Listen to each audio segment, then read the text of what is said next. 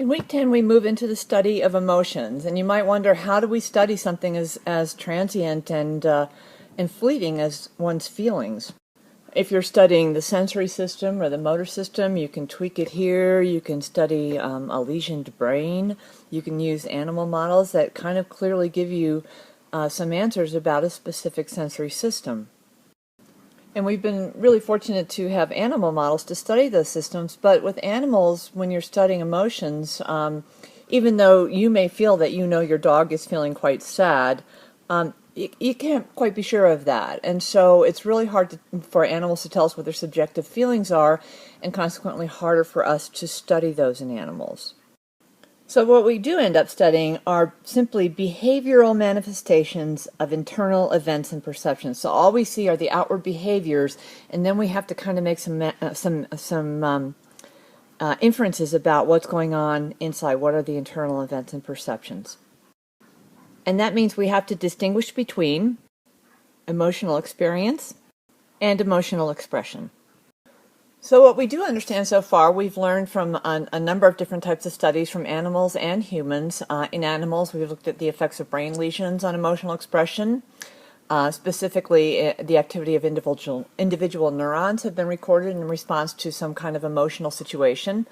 And in humans, we've looked at brain activity associated with emotional experience that humans can actually tell us about. Now, no discussion of expression would be complete without a mention of Charles Darwin's book, The Expression of Emotions in Man and Animals, which he wrote in 1872. He actually used this work to support his theory of evolution by looking at emotions in animals and looking at emotions in humans, and trying to point out parallels between behaviors in animals and humans, and those behaviors kind of relating to emotions in animals and humans. And what Darwin showed, which has been reproduced by a number of scientists interested in this area of research, is that there are agreements cross-culturally about facial expressions that correspond with specific emotions, and that occurred even in cultures that had no previous exposure to Western civilization or Western cultures. So that there does seem to be some kind of universal agreement about the correlation between facial expression and emotional expression. And as Ekman and Friesen noted in their 1971 paper, the only emotions that differentiated pre-literate people versus literate people, or people in Western cultures, was that pre-literate people found it difficult to distinguish between expressions of fear and expressions of surprise. And although it might be interesting actually to explore that phenomenon, we don't have the luxury of time to do that. So we'll move into more work that's been done subsequent to Darwin's studies. And in fact, Paul Ekman, who did the 1971 paper, went on to write a paper in 1993 that noted the most universal expressions of emotion are anger, fear, disgust, sadness, and enjoyment. The main question we want to tackle is, in fact, what is emotion? And in order to do that, we want to go back and look at some of the theories of emotion, with the understanding that you can't know where you're going unless you know where you come from. And we'll start with the James Lange theory of emotion, and this involves William James, the renowned psychologist, and Carl Lange, who's a physiologist, who came up with this theory independently, and it was just kind of meshed to become the James Lange theory. And this theory suggests that when you witness an external stimulus, it leads to a physiological reaction, and your emotional reaction is going to depend on how you interpret those physical reactions. So let's say you're walking on a dark street and you hear footsteps behind you, you begin to tremble and your heart begins to speed up. And the theory then suggests that you're going to interpret your physical reactions as that of being afraid.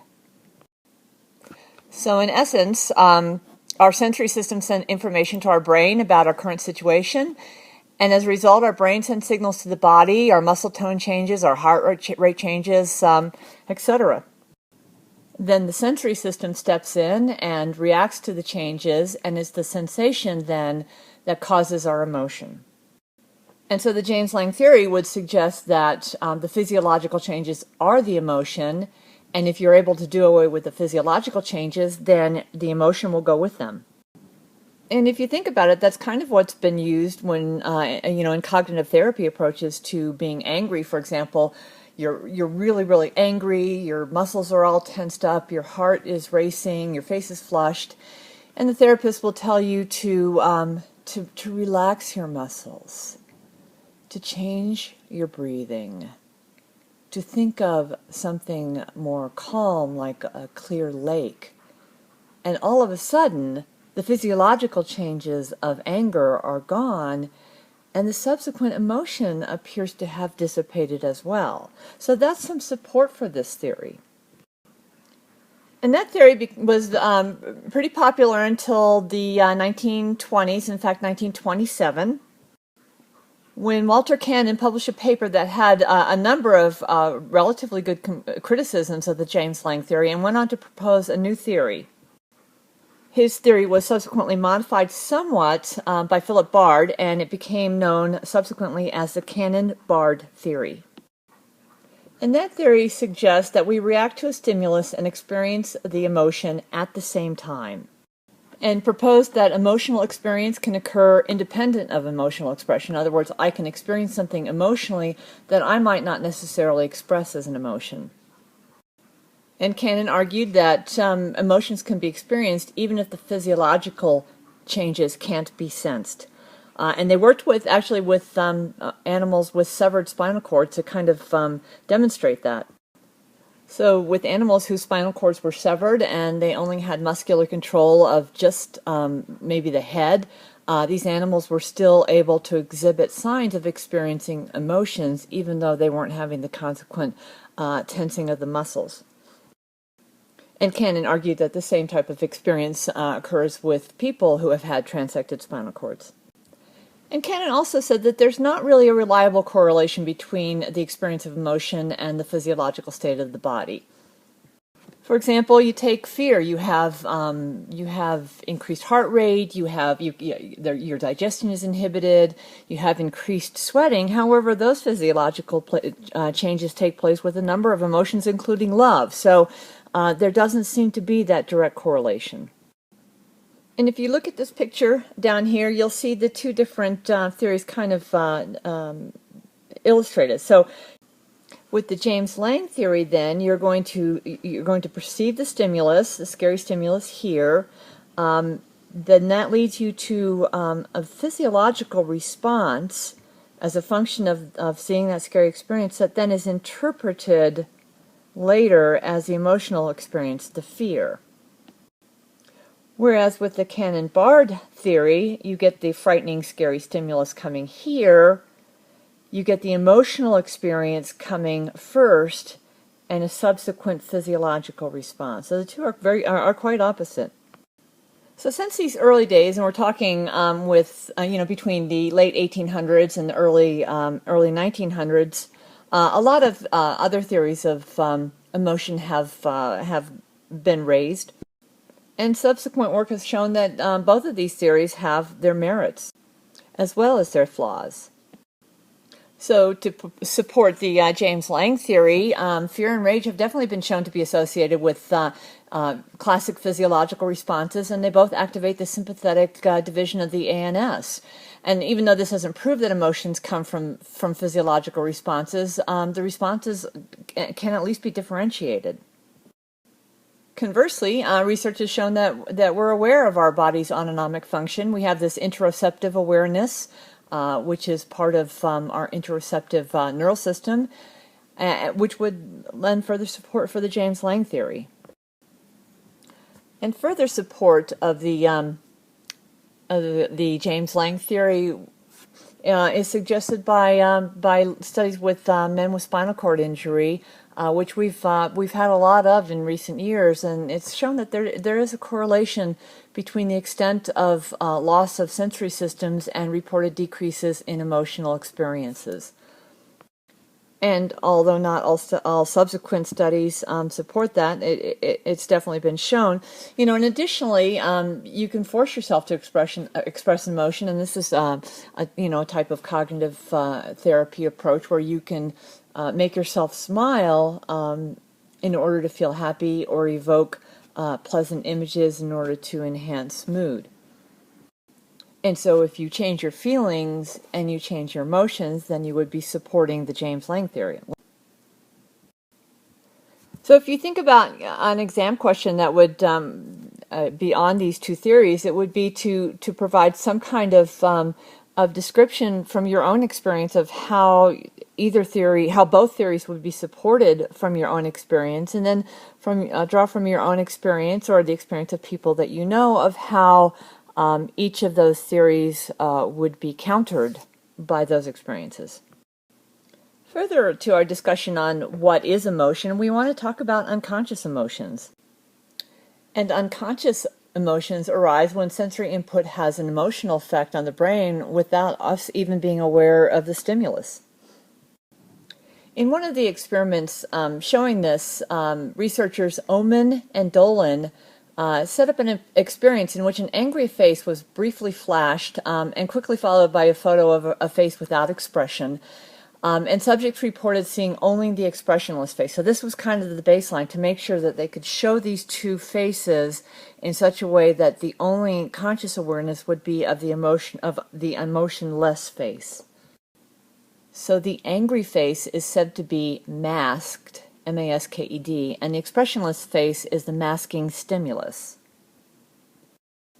So here I've taken the liberty of drawing an angry face, which is the masked stimulus, and the emotionless face, you see with just kind of a flat affect, being the masking stimulus.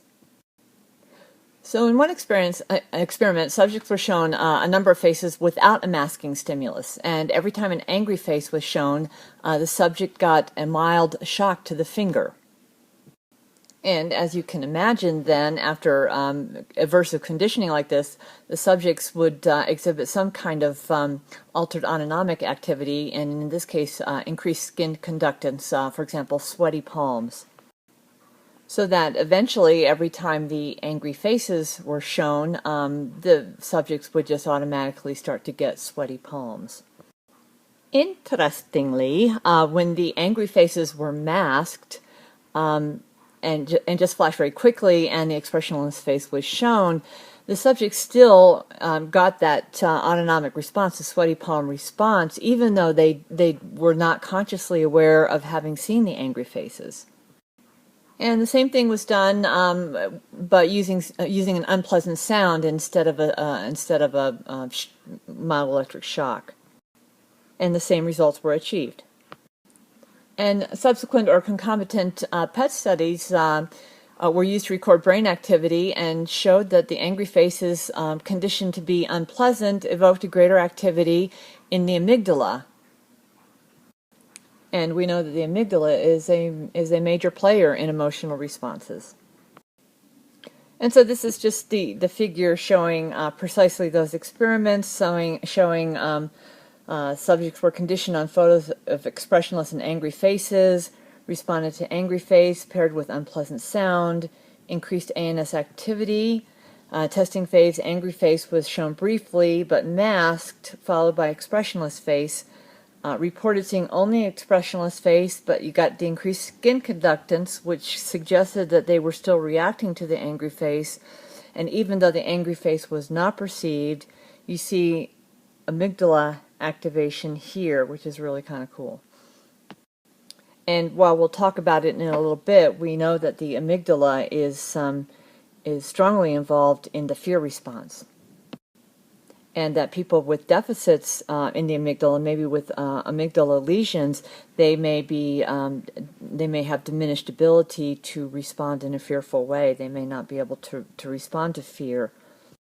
And of course, our response to fearful situations is adaptive in that it prepares us to flee. That's a flight or fight response. And what makes all of this interesting is that if sensory experiences can impact on our brain without us being aware of it, we can have an emotional reaction to a sensory signal we're not even aware of. This definitely rules out theories of emotion in which emotional experience is required for emotional expression. And it's also a little bit of a concern because we have stimuli coming in all the time that we may be reacting to that we don't really have any conscious perception of. So that all of a sudden we find ourselves in kind of an irritable mood, and we may not understand that. It may be as a function of some kind of stimulus that we're not even aware of. And this is really consistent with addiction studies, which I hope we'll be able to get into. I hope we'll have enough time to get into. But if not, you'll see it in other studies. But it's the idea that, at some point, so you look at cocaine addicts, and at some point, the cocaine no longer activates those dopaminergic systems quite as readily. So you actually have diminished response to cocaine abuse. But what does activate those dopamine pathways are stimuli that suggest cocaine use. So if you see like a don't do drugs ad with a couple lines of cocaine, you will see the cocaine addicts, whether they're aware of seeing that or not, that will increase their desire for cocaine by stimulating that cocaine system, the dopamine system. So I'm uploading a paper for content in week 10. It's called Unconscious Emotion, and it's by Winkleman and Barrage. Winkleman at the University of California and Barrage at Michigan. So take a look at that. It's got a number of different examples of unconscious emotion and studies that have uncovered that. Now, you already know Paul Broca from his research on language and his identification of an area now called Broca's area that's involved in the motor production of speech. But Broca also noted that on the medial surface of the cerebrum that there were a group of cortical areas that were distinctly different from the surrounding area. He used the Latin word for border called limbus. And here you see the word limbus, because they formed a ring around the brainstem. And you see that ring here. So according to this definition, this limbic lobe consisted of the cortex around the corpus callosum, mostly in the cingulate gyrus, and you know where that is, you've seen that before, and the cortex on the medial surface of the temporal lobe. Remember what medial means. It means on the middle. So it would be towards midline, surface of the temporal lobe, including the hippocampus, which we just recently discussed as a really important feature in learning and memory. Now, at the time, Broca wasn't looking at the importance of these structures in emotion, and in fact was looking at them and believing them to be involved in the sense of olfaction. But eventually, the word limbic would become, even to this day, strongly associated with emotion. And how, you might ask, did that happen? And I know I mentioned some of this in your neuroanatomy component. So if you remember, James Papes, he was the American neurologist who proposed that there was an emotion system lying on the inside wall of the brain that he suggested linked the cortex with the hypothalamus. So this you see here then is the Papes circuit, which again you have seen before in your neuroanatomy lecture. Now, Papes believed, as do many of us today, that the cortex is intimately involved in the expression and experience of emotion. And in fact, you can damage certain cortical areas and you get profound changes in emotional expression, but little or no changes in perception or intelligence. And we'll talk about that with Phineas Gage in just a couple seconds. So additionally, tumors that are in the area of the cingulate cortex are also associated with emotional disturbances, in particular disturbances in the sensation or expression of fear, irritability, and depression. So the Papes suggested that activity evoked in other near cortical areas by projections from the cingulate cortex adds emotional color, what he called emotional coloring. And this kind of sums up what Papes thought. So you have emotional experience that occurs at the level of the cingulate cortex. that is passed on to the hippocampus and via the fornix to the hypothalamus, and the hypothalamus is what's involved in emotional expression. The hypothalamus then passes its information to the thalamus, back to the cingulate cortex, and then up to the neocortex where emotional coloring is provided. And emotional coloring is defined as affect or mood.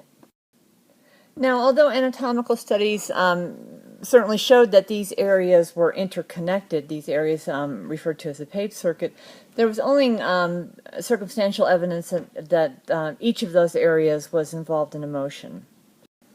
First of all, we know that the hippocampus is a particular target of the rabies virus, and we know that rabies infection is associated with hyper-emotional responses, specifically with fear and aggression responses. And all you have to do, in thinking about that and remembering that, is to recall a rabid animal, and they're both very, very fearful and also hyper-aggressive.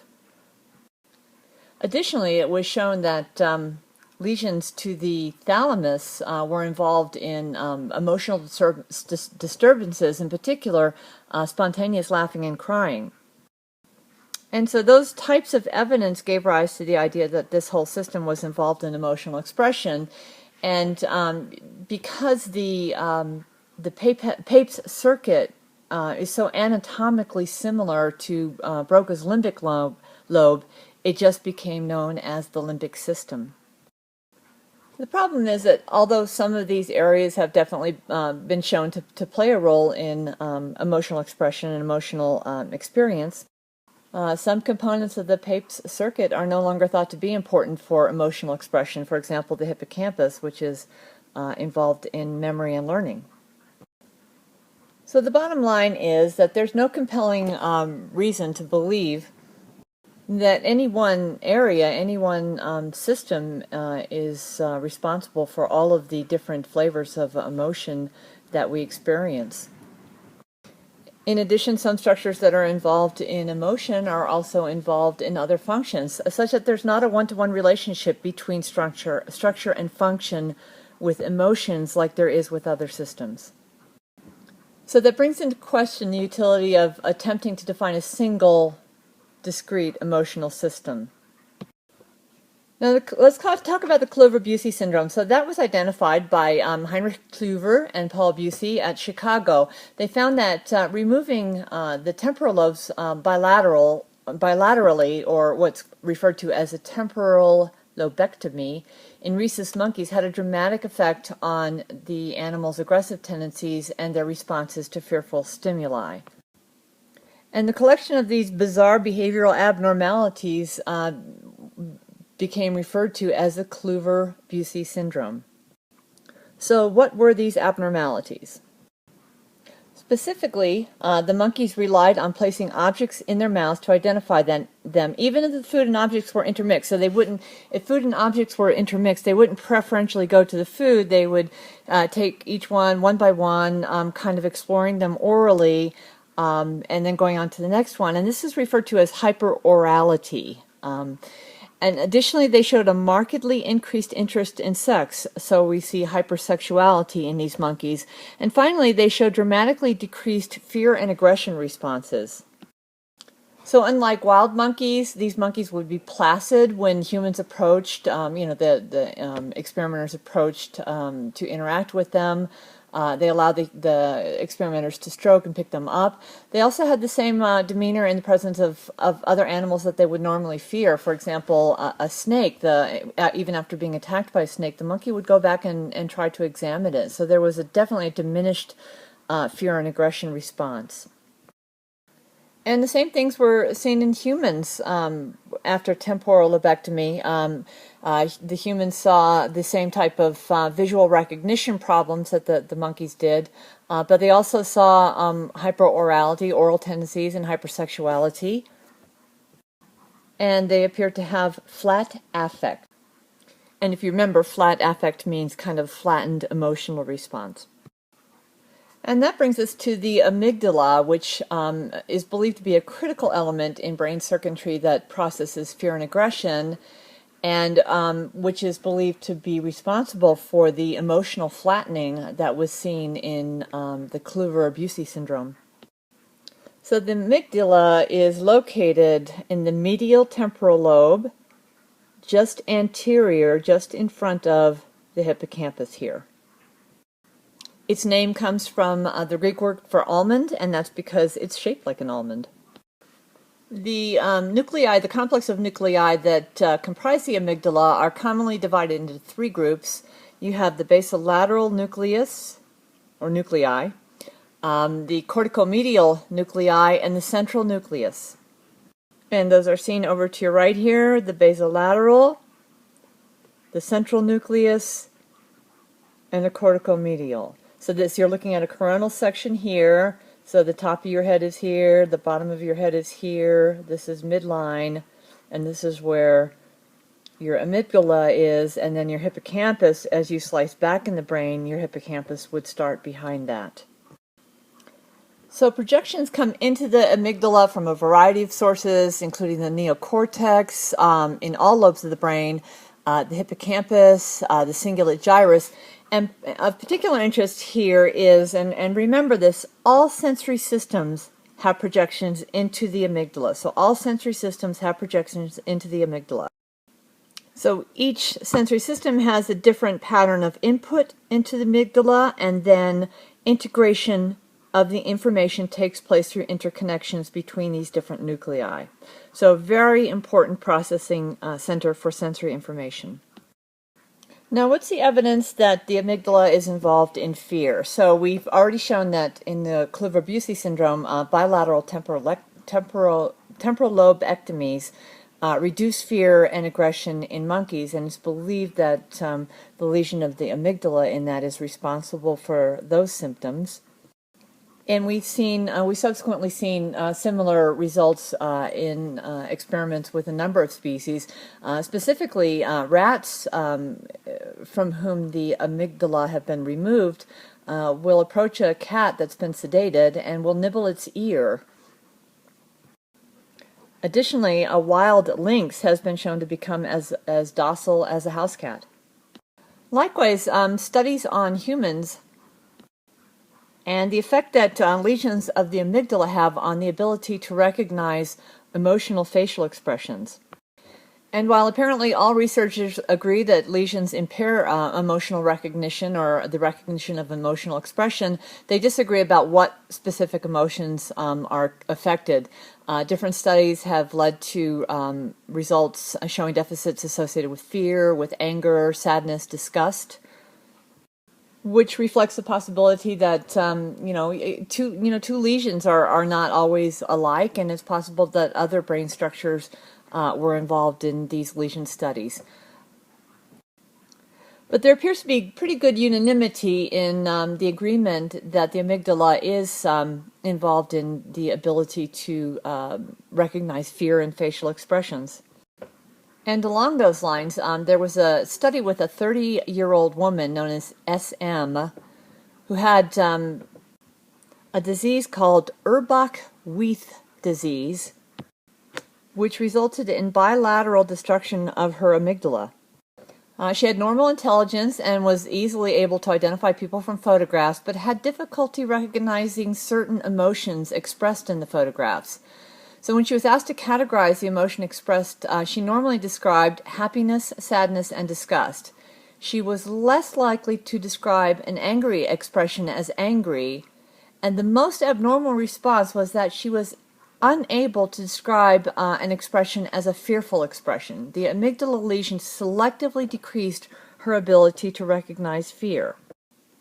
In addition to that, she seemed to lack the ability to experience fear.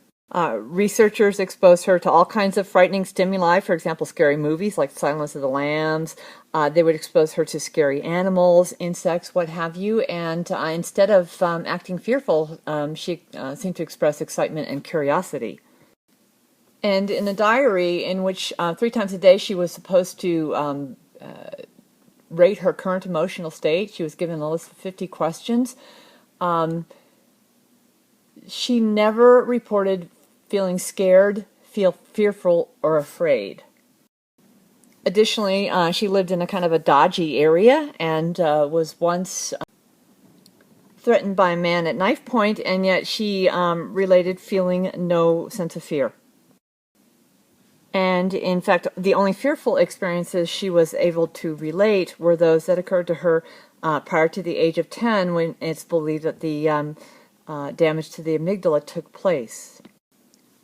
Interestingly, in an article reported, actually I have a copy of the article from the New York Times, I'm sure it was reported in a more substantive scientific journal, SM recently, and we're talking, this was published February of this year, they reported that SM recently had a panic attack. Apparently, she was involved in an experiment that involved inhaling carbon dioxide through a mask in amounts that aren't harmful, but create just a momentary experience of suffocation.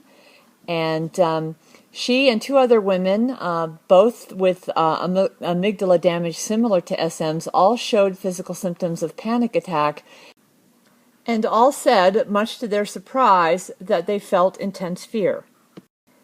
So the researchers are suggesting that there's a different way between the brain monitors disturbances in the outside world, those external disturbances, compared with how it monitors internal troubles, hunger and heart attacks, not being able to breathe. So that what they're saying is external threats are clearly processed by the amygdala, but internal threats may not be. So I will post a copy of that, a link to that article, which I think is really, really interesting because it's very current. It's not even in your book, and it's pretty cool stuff. And so as much as the loss of the amygdala leads to a reduction, a diminution in fear response, electrical stimulation of the amygdala can lead to increased vigilance or attention.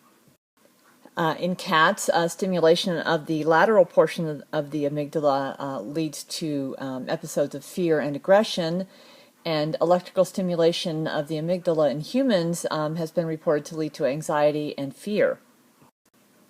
And so it's not surprising that current theories about anxiety disorders, anxiety and fear, include an important role for the amygdala.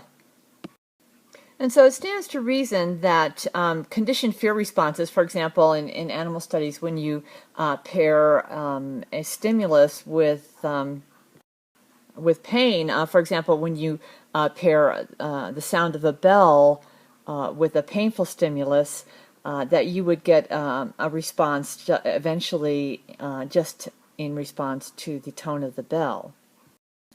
And this is called fear conditioning. And so they did precisely this, and they found that before conditioning, neurons in the central nucleus in the amygdala did not respond to the tones used in the experiment, but after the conditioning, neurons in the central nucleus of the amygdala responded to the shock-related tone. And a follow-on experiment to this showed that after this type of fear conditioning, lesions of the amygdala completely eliminated the kind of visceral responses, the changes in heart rate and blood pressure that occurred as a function of the conditioning. So what they are saying here is that through training, the sound of a tone here becomes associated with pain, and that presumed fear response is mediated by the amygdala.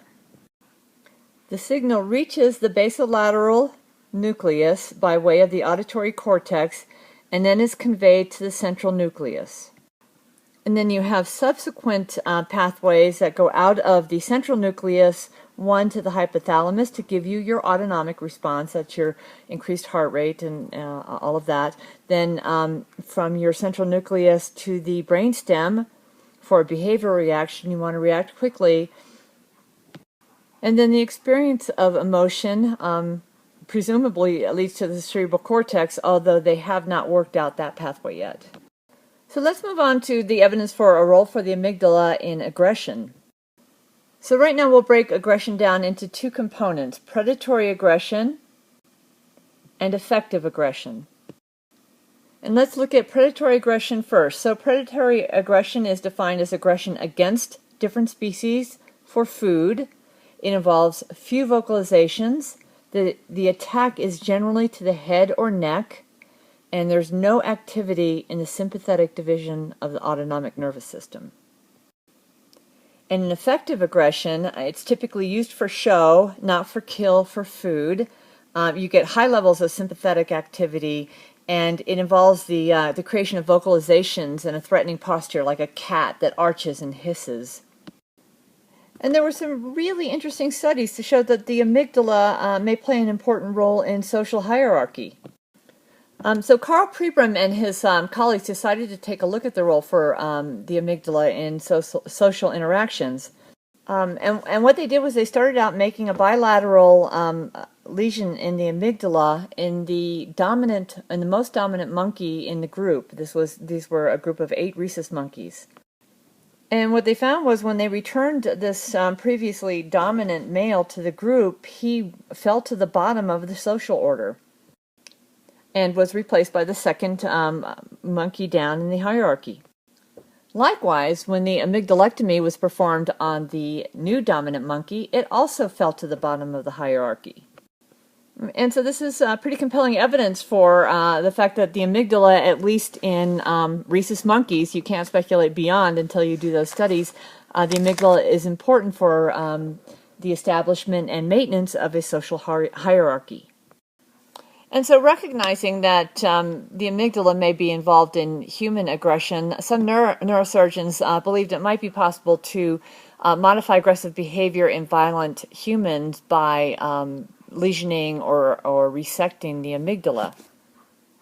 And to do this, you would use imaging technology to pass an electrode through the brain and into the amygdala, and then either use an electrical current or some kind of injection of a toxic substance that then would ablate the amygdala. And while considerable success was reported using these types of techniques, by today's standards, it's a psychosurgery. This type of psychosurgery is a drastic procedure and is to be considered only a treatment of last resort.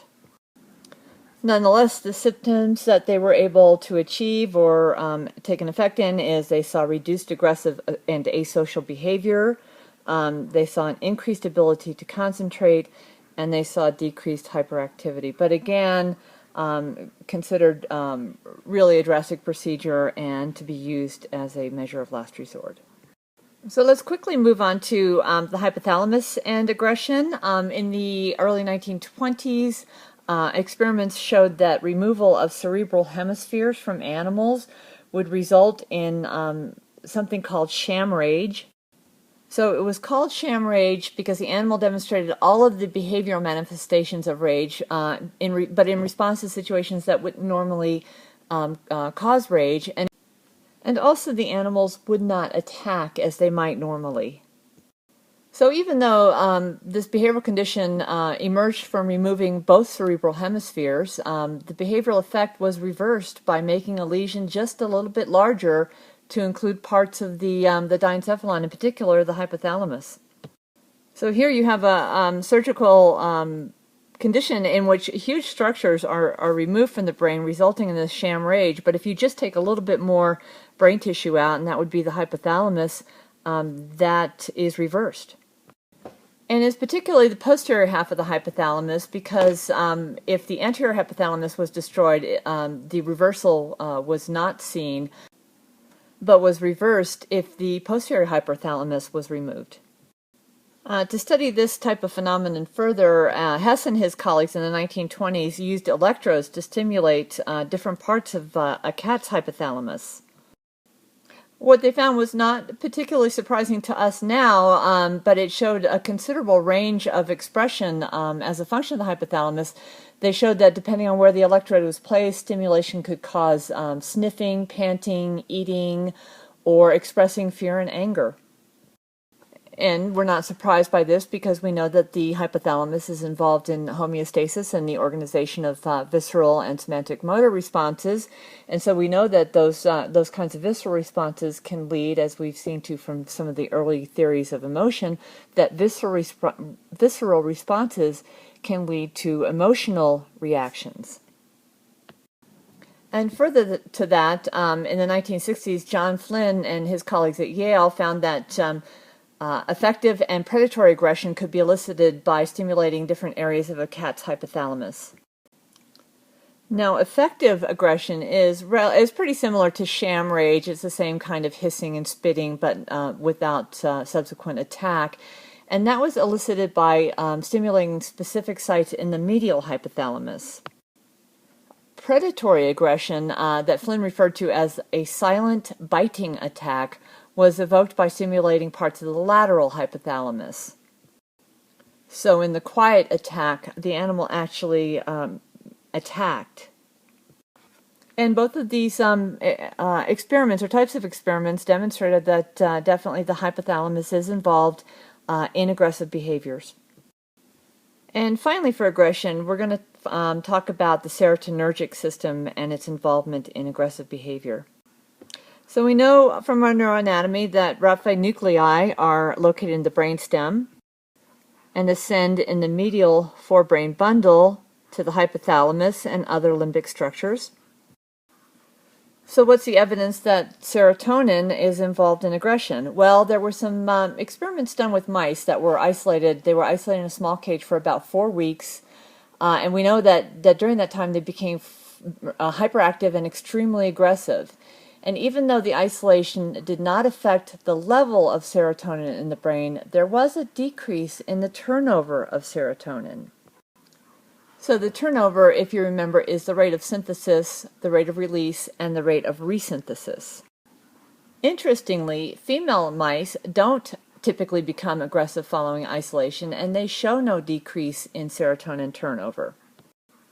There's also a drug called PCPA that blocks serotonin synthesis and in other words decreases the amount of serotonin, and it's shown that animals injected with PCPA increase their attacks on other animals in their cage. And likewise, the same studies that were done on types of studies that were done on social hierarchy in monkeys were done with vervet monkeys. But even though more aggression was associated with the PCPA with less serotonergic activity, the increased aggression did not correlate with dominance in the group. But if the dominant male was removed, and this is kind of interesting, so the dominant male is removed, the top position was taken by an animal with artificially enhanced serotonergic activity, such as one that was injected with a serotonin precursor or reuptake inhibitor, who was less aggressive. And so that kind of leads you into a whole different and interesting area of study that's suggested by that. So you take a group of animals in which you have a top dominant animal and you remove it, that animal is replaced by an animal who has been experimentally given an increase in serotonin, even though that animal's less aggressive. So that's really interesting, and you got to kind of wonder what's the mechanism of that. What does serotonin have to do in social dominance, and why would monkeys accept the top dominant monkey who was perhaps less aggressive but had more serotonin? So there's some more research to be done by you guys. So what do we know? We know that the experience and expression of emotions involves widespread activity in the nervous system, all the way from the cerebral cortex to the autonomic nervous system. Emotional reactions are the result of complex interactions between sensory stimuli, brain circuitry, past experiences, and the activity of neurotransmitter systems. Now we've looked a lot at aggressive emotions because they've been really, really easy to study once we identified certain brain structures that may be involved in eliciting aggressive responses. And I think some of those kind of feel-good emotional systems are a little bit more difficult to study. But we'll see if we can't move into them in perhaps a shorter tape deck lecture to follow up on this.